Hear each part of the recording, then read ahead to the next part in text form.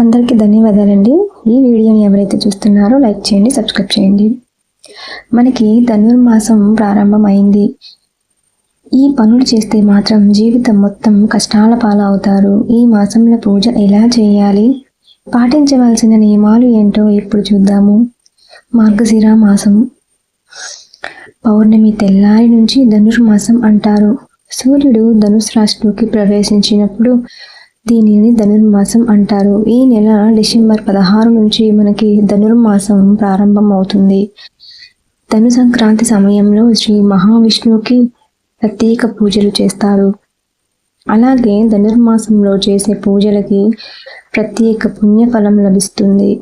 మీకు ఉన్న సమస్యలు పోవాలంటే ఈ ధనుర్మాసంలో శ్రీ వెంకటేశ్వర స్వామికి అలాగే లక్ష్మీదేవికి ప్రత్యేక పూజలు చేయండి.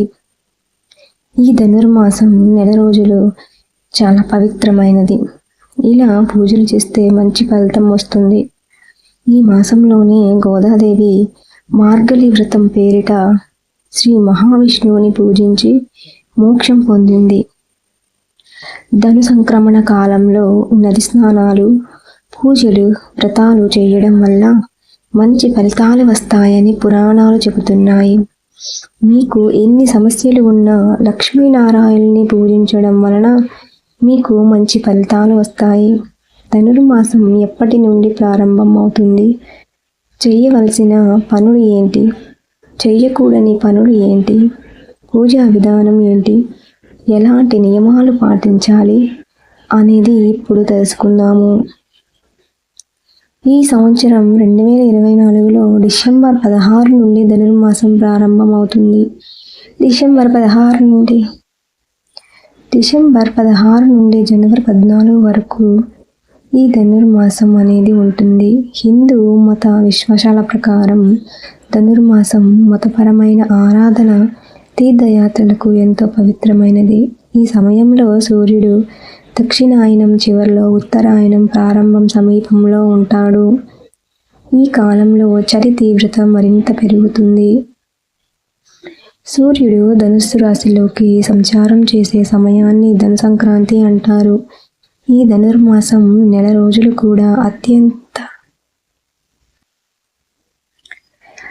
పవిత్రమైనదిగా భావిస్తారు. ఒక సంవత్సరం రోజులు అంటే దేవతలకు ఒక్కొక్క రోజుతో సమానం. అందులోని భాగంగా ఈ ధనుర్మాసం నెల రోజులు దేవతలకు ఒక బ్రహ్మ ముహూర్త సమయం అని చెబుతారు. ఈ ధనుర్మాసంలోనే శ్రీ మహావిష్ణువు యోగ నిద్రల నుంచి మేల్కొంటాడు. ధనుర్మాసంలో రోజు దీపారాధన చేయడం వలన తప్పక మీ ఇంట్లో ఉండే నెగిటివ్ ఎనర్జీ అంతా తొలగిపోతుంది. ఈ ధనుర్మాసంలో ఉదయం పూజ చేయడం కుదరని వాళ్ళు మాత్రం సాయంత్రం అయినా చేసుకోవచ్చు. ఈ ధనుర్మాసం బ్రహ్మ ముహూర్త సమయంలో దేవతలు అందరూ భూమిపైన తిరుగుతూ ఉంటారు. కాబట్టి డిసెంబర్ 16 నుంచి జనవరి 14 వరకు ఉదయం చేసే పూజలకు ధనలాభం సిద్ధిస్తుంది. అలాగే విశేషమైన పుణ్య ఫలితం లభిస్తుంది. ఈ ధనుర్మాసం పూజ చేసేవారు ఉదయాన్నే నిద్రలేచి ఇల్లు శుభ్రం చేసుకుని వాకిలి ఊడ్చి వాకిట్లు చక్కగా ముగ్గులు వేసి ఇల్లంతా పసుపు నీళ్ళతో చల్లుకోవాలి. తలస్నానం చేసి ఇంటి గడపలకు పసుపు రాసి కుంకుమ బొట్లు పెట్టుకోవాలి. ఈ ధనుర్మాసం అయిపోయేలోపు ఎవరైతే శ్రీ వెంకటేశ్వర స్వామిని పూజిస్తారో వాళ్ళకి చక్కటి ఫలితమైతే వస్తుంది. ఈ ధనుర్మాసం పూర్తి అయ్యేలోపు ప్రాతకాలంలో కాస్త నెయ్యి, పెరుగు, పాలు, తేనె, చక్కెర కలిపి స్వామివారి మీద ఆవేసి అభిషేకం చేసి చక్కగా కుంకుమ గంధం బొట్లు పెట్టుకోవాలి. ఒక తులసి దళాన్ని స్వామివారికి సమర్పించి ధూపదీప నైవేద్యాలతో స్వామివారిని పూజించాలి. మనస్ఫూర్తిగా నమస్కారం చేసుకొని చదవడం వచ్చిన వాళ్ళు విష్ణు సహస్రనామాలు చదువుకోవచ్చు. ఈ మాసంలో వెంకటేశ్వర స్వామిని అలాగే లక్ష్మీదేవిని విశేషంగా పూజించాలి. ధనుర్మాసంలో వెంకటేశ్వర స్వామిని పూజించే భక్తులు స్వామివారికి తులసి మాలను సమర్పిస్తే మీ కష్టాలన్నీ తీరిపోతాయి. కాబట్టి ఈ నెలలో వెంకటేశ్వర స్వామి వారికి పూజించేవారు మీ పూజా గదిలో ఉన్న స్వామివారి పటంకి తులసి మాలను వేసి పూజ చేయండి. ఈ ధనుర్మాసంలో ఎవరైతే శ్రీ మహావిష్ణువుకి తులసి మాలను సమర్పిస్తారో వాళ్ళకి అభిష్ట సిద్ధి కలుగుతుంది, ధర్మబద్ధమైన కోరికలు తీరుతాయి. కాబట్టి ఈ ధనుర్మాసంలో తప్పనిసరిగా శ్రీ మహావిష్ణువుని అలాగే వెంకటేశ్వర స్వామికి తులసి మాలను సమర్పించాలి. పెళ్లి కానటువంటి వారు పెళ్లి కావాలి అని కోరుకోవచ్చు. ఉద్యోగం లేని వారు ఉద్యోగం కావాలి అని కోరుకోవచ్చు.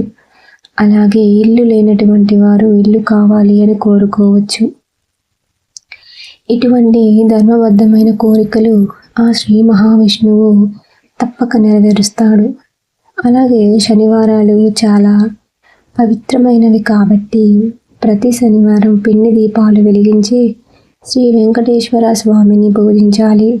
అలాగే ప్రతి శుక్రవారం లక్ష్మీదేవి పటానికి ఎర్రని గులాబీ పూలతో కానీ తామర పూలతో కానీ పూజిస్తే విపరీత ధనయోగం కలుగుతుంది. ఈ ధనుర్మాసం నెల రోజు పాటులో కొన్ని పనులు అస్సలు చేయకూడదు. ఈ ధనుర్మాసం నెల రోజుల పాటు వివాహాలు చేయకూడదు. పిల్లలకి నామకరణాలు చేయకూడదు. అలాగే నూతన గృహం ప్రవేశాలు చేయకూడదు. కొత్త ఇంటి నిర్మాణం పనులు చేయకూడదు. వైకుంఠ ఏకాదశి రోజున స్వామివారు నిద్రలేస్తారు. కాబట్టి అప్పటి నుండి ఉత్తరాయణం ప్రారంభమవుతుంది. అందుకే ఈ ధనుర్మాసం నెల రోజులు చాలా పవిత్రమైనవి. కాబట్టి ఎవరైతే శ్రీ మహావిష్ణువుని అలాగే వెంకటేశ్వర స్వామిని పూజిస్తారో వాళ్ళకి తప్పకుండా అష్టైశ్వర్యాలు కలుగుతాయి. వారికి ధనప్రాప్తి కలుగుతుంది. వారి కోరికలు కూడా చాలా త్వరగా నెరవేరుతాయి.